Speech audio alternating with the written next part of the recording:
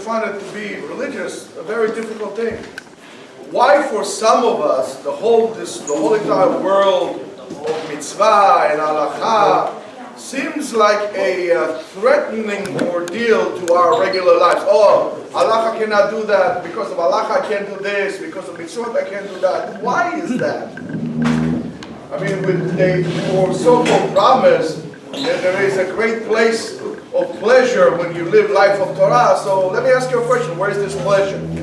There's a question maybe some of you ask, or some of you are afraid to ask, but here we go. I asked this question. So we are in this atmosphere of Lag BaOmer, and somehow, maybe not today because of what is going on in Israel, but somehow all over the world, Am Israel is celebrating. And the truth of the matter is, not everybody understands why are we celebrating Lag BaOmer, what's the big deal about that. But however, in a very mysterious way, there's some kind of a spark that is being ignited on this day, that together with the bonfires that they make, something is about it, about it. So we need to see what is the story, the Jewish story, that we could learn about Lag BaOmer. I mean, we do know that the Torah is Torat Chaim. The Torah is not a historical book, it's not fairy tales, it's basically a guidebook to life. So what can we learn about this from life? How does it help us? So we know that we have a very, very powerful starting point. We have Avraham Avinu, the Avot, Avraham, Yitzchak, and Yaakov. We have Matan Torah. And without a doubt, we have all great certainty that there is God, and He is interested in us, in the world, and He's involved in the world and with everything that we do. So maybe it will be, we'll be deserving of to really see that presence in the world, and we see how everything falls together in this wonderful, miraculous plan of everybody is happy and everything is okay, and Biden is okay with Trump, and Bibi is okay with this one, and that one is okay with the other one, and everything is happy ever after. But life really gives us a tremendous amount of contradictions without really answering our doubts. So we need to understand that the whole national story, the whole story of Am Yisrael sits on this point. That's the I mean, if this is the thing, this is the whole story of Am Yisrael revolves around that issue. And as private people, we could, for example, choose. And by the way, I just want to tell you something. When Yeshua was saying his Dvar Torah, I was fascinated because he was kind of being mechaven to what I was about to say. So I was very happy about this. I'm very happy that he went this way. So Chazaku Baruch. So we could choose, for example, to go to live in caves, right? We could live in caves, and we could be like very, very spiritual life without any materialistic endeavors, and so on and so forth. And if you want an example for that, you could go to Nepal, Tibet, all these places, and see how people live completely disconnected with the world. But this kind of spirituality is not good for us. It's not something that we can connect with. It's not something that is truthful to us, in terms of that. The disconnect in the worldly domain and giving up the questions about what's the purpose of creation, why am I here, what's the purpose of me here, that's something that is pushing us. And when you isolate yourself in a cave, you don't really care about the world. It's very selfish in a way. And for the Jew, that's not truthful. That's not right. So we need to understand the Jewish existence is based on the plan of HaKadosh Baruch Hu. HaKadosh Baruch Hu plan that takes in effect the whole spectrum of humanity. Whatever people are. That's why Jews are not people of race. You have blonde Jews, you have dark Jews, you have, dark-skinned Jews, you have blue-eyed Jews, you have red-haired Jews. It engulfs everything around it. And it really embodies itself, the whole power of life itself.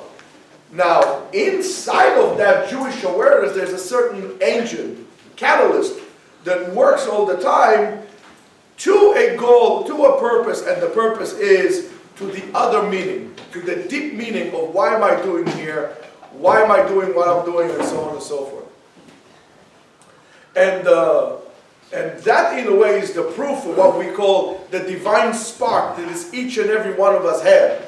Each and every one of us, in our neshama, the Kabbalah tells us that there is a spark that HaKadosh Baruch Hu put inside. And that is the spark that pushes us and wants to go back to the source, and by doing so, looking for the meaning, is basically looking for the truth.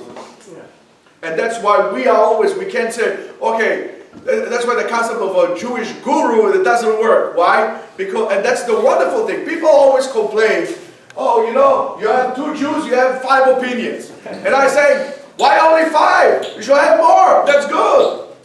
It's good because by this discussion, that you have your opinion, I have my opinion, he has his opinion, we are working together. When we work together to find the truth. If I have my opinion and I don't allow you your opinion, we're never going to come to the truth. And that's a very deep concept inside of us. And that divine spark is the miraculous experience of in our existence of Am Yisrael. That after all the suffering, all the hits, all the pogroms, all the Holocaust, we are still present in the world, strong, and the world and the nations cannot figure it out. What in the world is going on with the Jews? Any other nation would have quit a long time ago. However, the Jews, you hit them, they come up again. You hit them, they come up again. The harder you hit them, the stronger they got. How is this possible? It is possible because of that. And the concept of that is something very simple. It's called emunah. We all have emunah inside of us.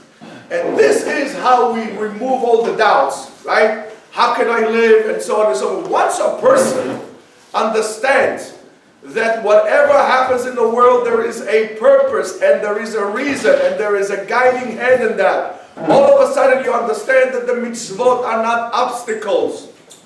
You understand that the mitzvot are there for a reason, to help us reach for the truth. You start developing emunah. And that emunah, that's what makes us all of a sudden different. When a person doesn't have emunah, he would not be able to do the mitzvot. Even a small mitzvah will be a problem. People complain that they have 2 days of a holiday or 3-day weekend. I don't understand. What's the problem? You don't want to, you so much love to go to work? Tell me a person who wants to go to work, who doesn't want to be in a holiday. I mean, we always complain about work. We always complain about everything. You don't want a little bit more spirituality? The question is not a question, why do we have 3 days Chag or 2 days Chag? Why this or why the other? The problem, the root of these questions come from choser emunah, lack of emunah. And lack of emunah is lack of understanding. When a person doesn't have emunah, he doesn't understand anything. He has no meaning in his life, because the meaning in his life is to get closer to Hashem. And he understands that the mitzvot are the vehicle, the ladder in which you go up to bring you closer to Hashem. That's what it is. If you, and Yoshua, you're quick with numbers. What's the gematria of Sulam? 136. 136. And you know, well, that's the, and you know what's the difference of when Yaakov Avinu saw the Sulam going up and down? You know what it was? It was the connection between heaven and earth. Sulam. To go up and down. If you're going to play with numbers, you're going to see that the word, for example, safek, doubt, is similar. What's the gematria of safek? Huh? With the same thing as Amalek. Same thing. When you have, when does Amalek come and hits you? When you have doubts.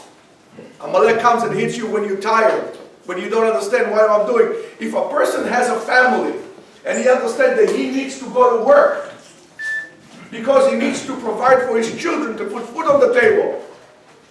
Is that going to be a problem for him? He says, no, of course, I got to go to work. I have to put food on the table. That's not a problem. I understand why I'm working hard. But when you don't understand why you're working hard, you say, why should I go to work? It doesn't make sense to me to work. So there's no meaning. Our job is to be the sulam, to connect between heaven and earth. Heaven and earth. How much is the gematria of Sinai? 130. If you take sulam, iktiv chaser, as it's written in the Gemara, in the Torah, is also 130. The Torah in Sinai was given to us to connect heaven and earth. And that's very important for us to understand. So, and we need to understand that there is a tremendous plan. There's a tremendous plan. A mastermind, HaKadosh Baruch Hu created that goes and fulfilled itself in a very organized order. If you see that, the Gra says, based on a certain psukim in the Torah, the Gra 250 years ago was able to predict the year that the state of Israel will come to exist. Everything is written in the Torah. The plan is there. The question is, do you want to be a part of it, and do you understand that there is a plan? When you understand that, there's no problem for me to do any mitzvah. This world, as we said before, doesn't understand how we work.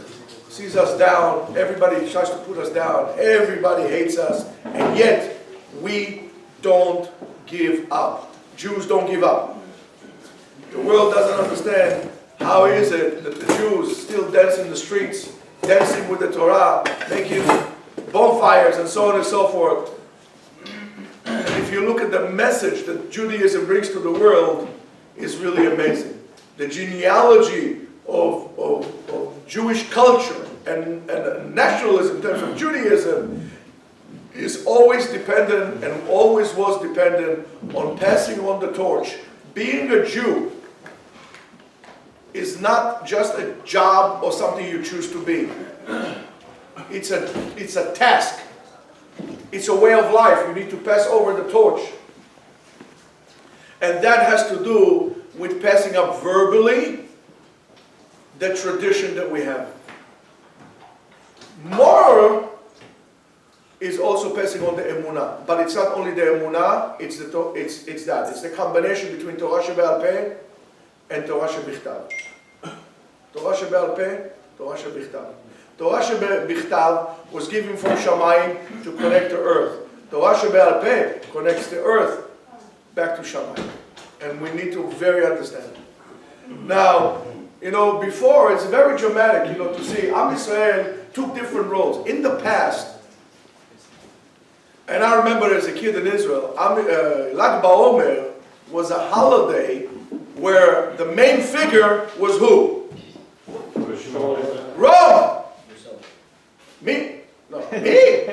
No. The main figure was Bar Kochva. When I was a kid, the main figure was Bar Kochva. He was the character of that, right? So, and today, of course, it's completely by Rabbi Shimon Bar Yochai and Sefer HaZohar and so on and so forth. The rebellion of Bar Kochva was the last Jewish effort to preserve Jewish autonomy in Israel. After the destruction of the Second Temple, about 62 years after the destruction, there was still a substantial holding of the Jews in Israel. Substantial holding of the Jews in Israel. And including, by the way, Jerusalem, and including Judea and Samaria, and don't you ever call it the West Bank, or the occupied territories. I'm sorry, I do have to say, when people refer to Yehuda v'Shomron as occupied territories, I take my words back. They were right. They're absolutely right. Yehuda v'Shomron, Judea and Samaria are occupied territories. Jews. They were occupied by the Arabs and stolen from the Jews. They are the occupiers, and we have to get it back. Don't you ever be apologetic about it. I don't see any Oglalasu being, how should I say it, apologetic about him sitting in South Dakota or in Rosebud Reservation. It's their land. Why should we be apologetic about it? And the problem in Israel, because they disconnected everything. And our job is to put it back together.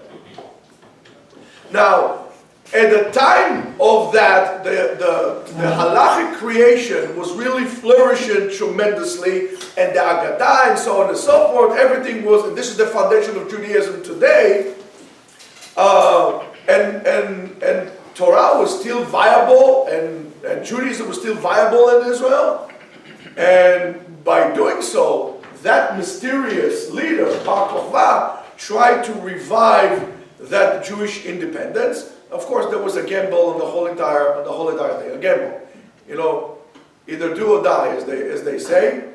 In other words, either we're going to get complete independence, or we're going to lose even what is left. And of course, there was kind of pointless. There was no way for them to win, because few thousand people could not win the mighty Roman Empire. Especially when they had the Great Rebellion, they couldn't do it. So especially now, they're not going to be able to do so. And it fell. And whatever was left was spread out all over, and so on and so forth, including the center in Yavne, that was really pushed out to the Galil, and was only like a mere shadow of what it used to be beforehand. Jewish tradition really went against Bar Kokhba. But when we want to understand something, or we want to praise something, we sanctify even the most radical acts of heroism, even if it's not reasonable, that were done by his name. Thank you so much. Thank you.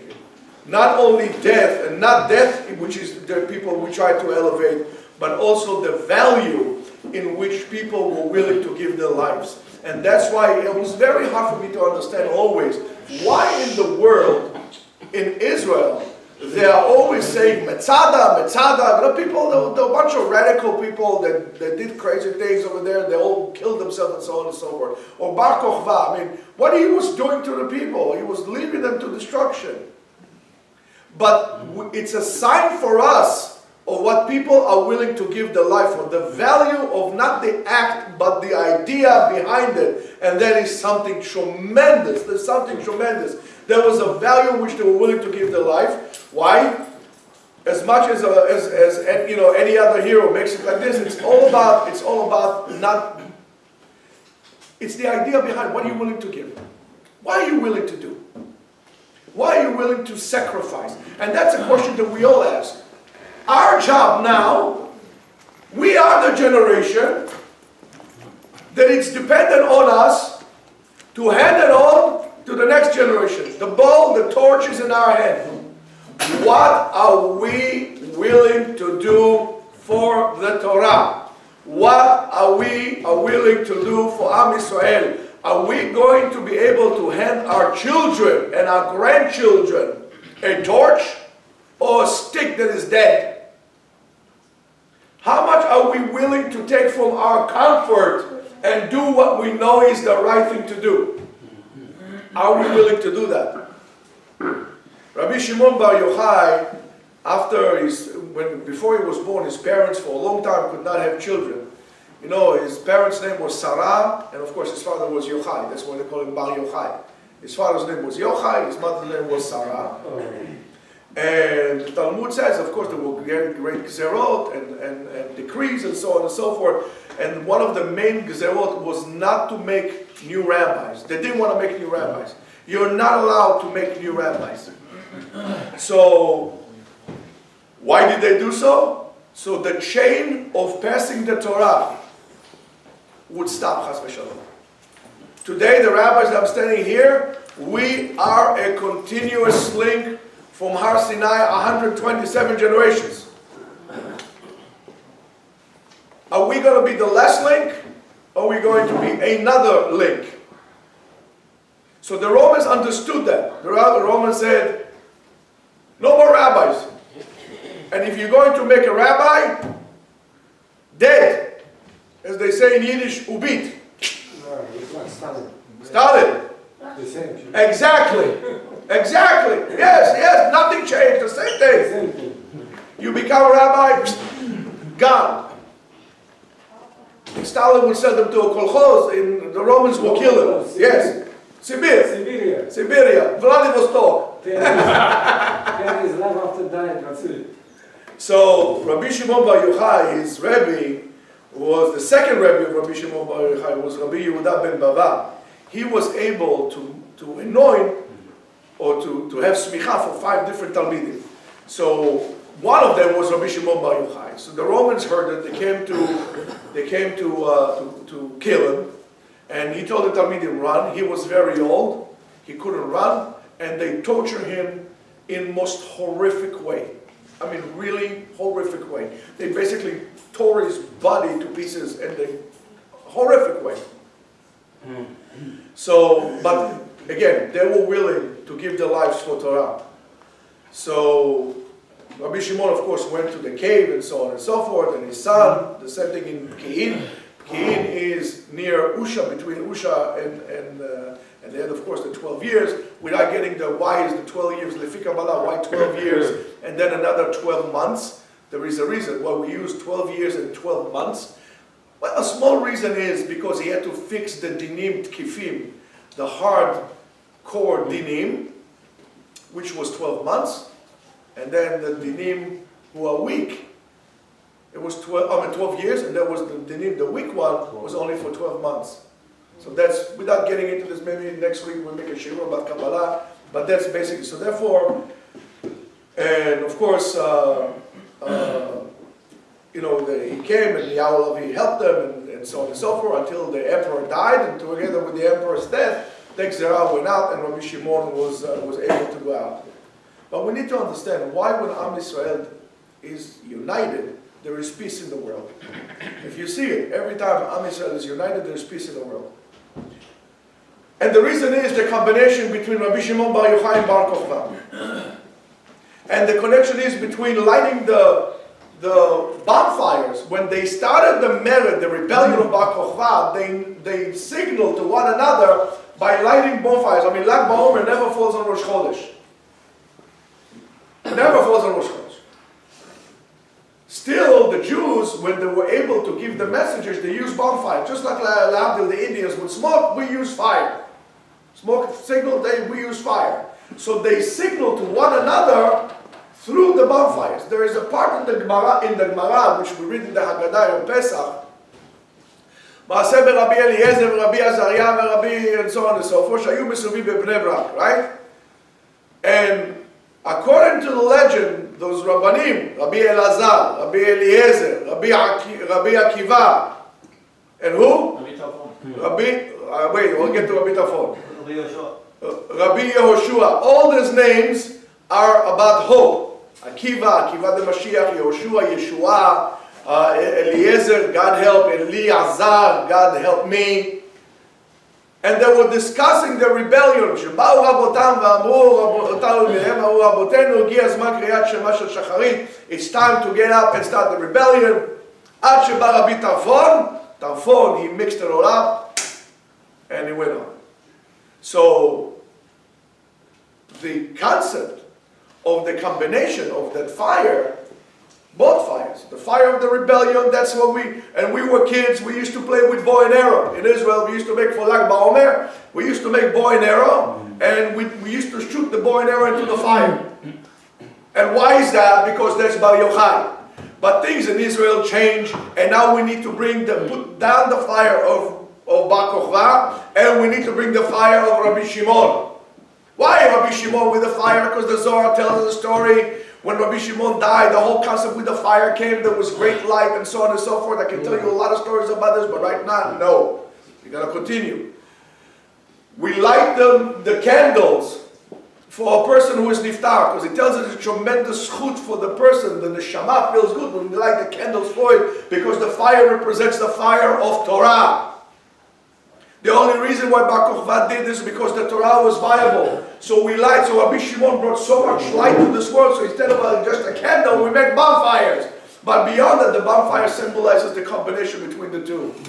And that combination between Rabbi Shimon Bar Yochai and Bar Kochba is very, very important.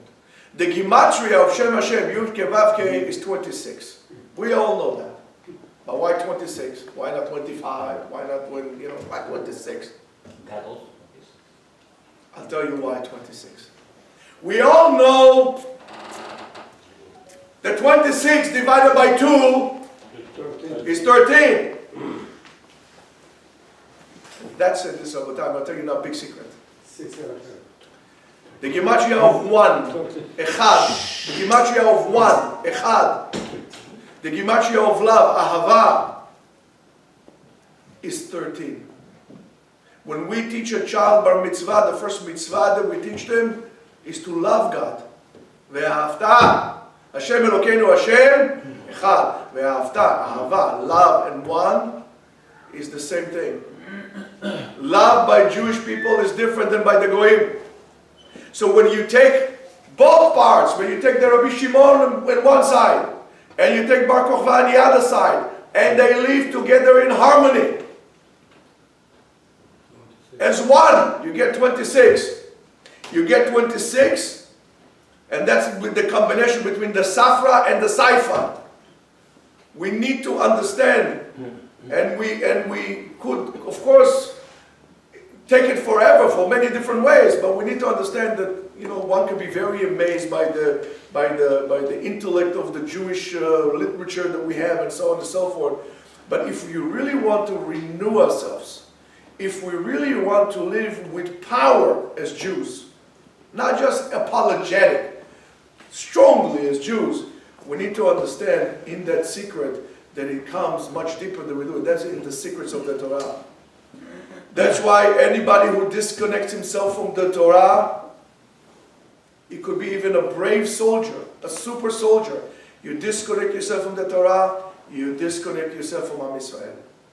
And yet, if a person, for example, you could do all the mitzvot and everything like this, but you don't see yourself as a part of the nation that maybe doesn't keep Torah 100%, or doesn't keep Torah at all, but is a part of you, also might have a problem. Just like Rabbi Shimon, they came out of the cave, he was criticizing people.